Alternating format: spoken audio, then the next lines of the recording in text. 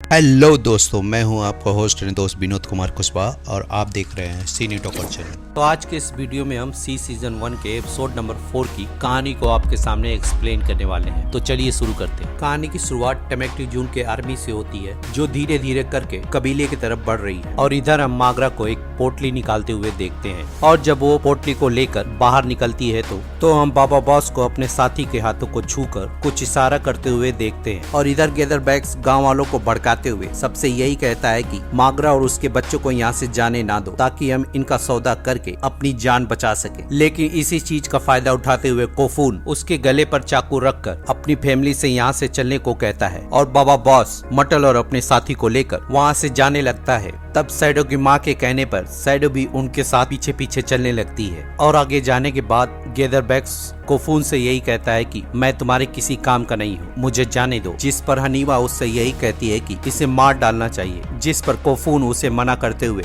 Gather bags को घूसा मारने से पहले उससे यही कहता है कि अगर मैं शैतान होता जैसा तुम समझते हो तो आज मुझे बहुत मजा आता। और घूसा मारने के बाद अपनी बहन से यही कहता है कि मैं उस जनजाति का बिल्कुल नहीं हूँ। और जब गैदर बैग्स इस बात का रियलाइज होता है कि सभी लोग उसे छोड़ के चले गए हैं तो वो गांव की तरफ भागता है। और इधर टेमेक्टी जून अपना परिचय देने के बाद सभी को घुटनों के बल बैठने को कहता है। और उन सब से यही कहता है कि उसे जरा मेरेल के बच्चों का पता बता दे। जिस पर दादी उससे यही कहती है कि हम एल्केनी के लोग बहुत ही अच्छे और शांत स्वभाव के हैं और यहाँ से सारी विचेस भाग गई हैं। जिस पर टेमेक्टी जून उसका काम तमाम करते हुए सभी से यही कहता है कि जब तक ये पूरी तरह से साबित ना हो जाए तब तक के लिए तुम सारे विचर हो। और तभी गैदर बैग्स वहाँ पे आके अपना परिचय देते हुए टेमेक्टी जून से यही कहता है कि मेरे पीछे आओ, मैं चुड़ैलों का लोकेशन जानता हूँ। और इधर बाबा बॉस अपने द्वारा बनाए गए नाव पे बिठाकर सभी को ले जाने लगता है। और मागरा की ये पूछने पे कि तुमने ये बोट क्यों बनाई तो बाबा बॉस उससे यही कहता है कि तुम्हारी तरह मुझे भी ये यकीन था एक ना एक दिन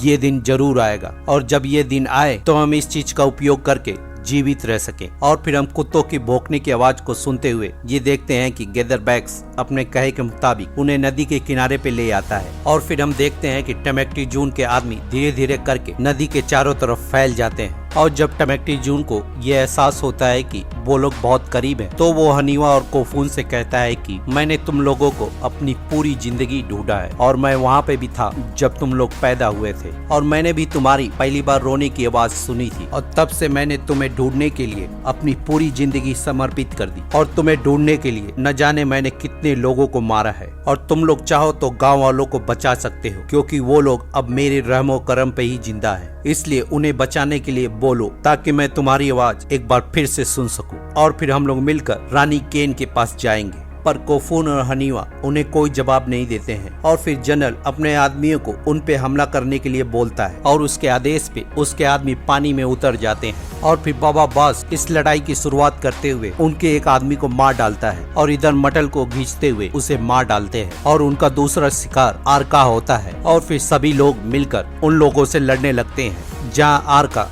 बाबा बॉस की रस्सी काटने की वजह से नाव पे वापस आ जाता है। लेकिन मागरा को बचाने के चक्कर में आर्का उस सैनिक को लेकर पानी में कूद जाता है। और इधर दूसरा आदमी आकर मागरा पे हमला करने लगता है, जिसका काम तमाम मागरा अपने बूट में छुपे हुए खंजर का इस्तेमाल करके करती है। और जब उनका एक सैनिक पेरिस पे हमला करने लगता है तो उसका काम तमाम बाबा बॉस करता है। और इधर आर्का को पकड़कर उसके सैनिक मार डालते हैं। और जब टेमेक्टी जून गैदर बैग्स को लेके आगे आता है तो हनीवा उसे तीर मार देती है। और फिर टेमेक्टी जून उससे पूछता है कि क्या हम नदी के पार जाकर उनका पीछा कर सकते हैं। जिस पर गैदर बैग्स उससे यही कहता है कि उसे चोट लगी है और ये भी कहता है कि पानी आगे जाकर बहुत ज्यादा गहरा है, इसलिए तुम उन्हें पकड़ नहीं पाओगे। और फिर टेमेक्टी जून उसका दर्द कम करते हुए उसे मार डालता है। और उसे मारने के बाद अपने एक कमांडर से कहता है कि गांव में जाकर सभी को मार डालो। और फिर हेरल्ड को बुलाकर रानी को ये संदेश भेजता है कि चुड़ैलें फरार हो गई हैं। और रानी केन जब इस बात को सभी से बताती है तो लॉर्ड डून उसे यही सलाह देते हैं कि उसे टेमेक्टी जून को वापस बुला लेना चाहिए। जिस पर रानी उससे मना करते हुए उन सब से यही कहती है कि मैं और टुकड़ियां टेमेक्टी जून को भेजूंगी, ताकि वो जल्द से जल्द उन लोगों का पता लगा सके।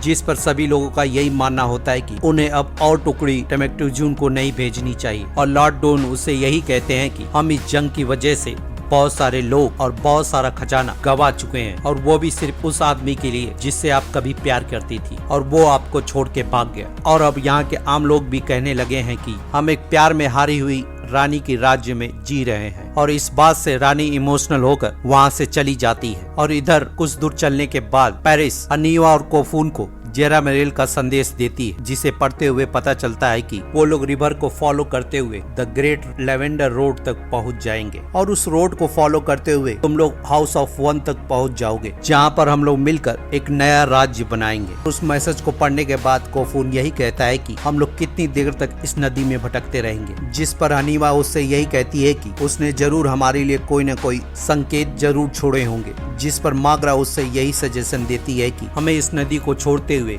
जंगल में कहीं दूर जाकर अपनी एक नई दुनिया बसानी चाहिए। और फिर उन दोनों रास्तों में से किसी एक रास्ते पर जाने के लिए उन सभी लोगों में वोटिंग होती है, जिस पर माग्रा और बाबा बॉस जंगल में जाने के लिए वोट देते हैं, और पेरिस और हनीवा और कोफून जेरा मेरेल के रास्ते को फॉलो करने के लिए वोट देते हैं। और माग्रा के कहने पे सैडो से भी उसकी राय पूछी जाती है, जिस पर हनीवा और उसके फादर की बहस भी होती है। और इसी बहस के दौरान सैडो अपना वोट नदी को फॉलो करने के लिए देती है। और इधर लेडी जी और लॉर्ड डून को रानी केन को मारने की साजिश करते हुए देखते हैं, जहां रानी केन की एक सागिर्द उनकी बातों को सुनकर रानी केन को आगाह कर देती है। और इधर कोफून सैडो के पास जाकर उससे यही पूछता है कि उसने उनके पक्ष में वोट क्यों दिया, जिस पर वो उससे कहती है कि वैसे तो मैं तुम्हारी बहन को ज्यादा नहीं जानती, लेकिन तुम्हारा बहन का गुस्सा किसी के लिए भी सीक्रेट कभी भी नहीं रहा है, और मैंने इसीलिए मतदान किया क्योंकि मैं और लड़ाई नहीं देखना चाहती थी। और इधर रानी केन जब लॉर्ड डून और लेडी जी से मिलने के लिए जाती है, रानी को जासा देते हुए उसे मारने की कोशिश करते हैं, लेकिन रानी केन उससे पहले ही उन दोनों लोगों को मार डालती है। और इधर जब वो लोग आराम करने के लिए एक जगह पे रुकते हैं, तो माग्रा अपनी बेटी से पूछती है कि तुम किस तरह का राज्य बनाओगी, और हनीवा उससे यही कहती है कि वो एक ऐसी जगह होगी जहाँ वो सभी लोगों को याद रख सके, और हम फिर से वैसा ही जहाँ बसाएंगे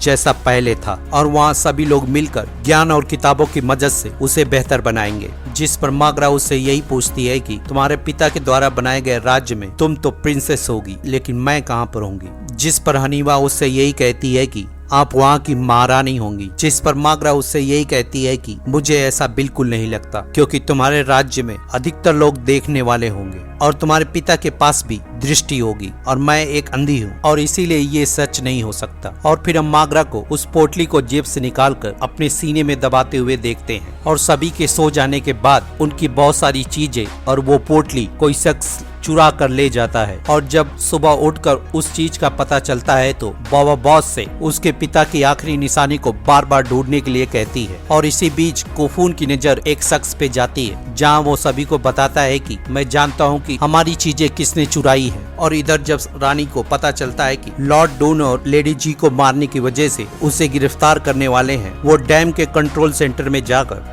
डैम को बंद कर देती है, और इसी वजह से पूरा डैम ढहने लगता है। और इस एपिसोड की कहानी भी यहीं पे खत्म हो जाती है। तो आपसे मिलते हैं इसके नेक्स्ट एपिसोड में। अगर वीडियो अच्छी लगी हो तो वीडियो को लाइक और चैनल को सब्सक्राइब करना ना भूलें।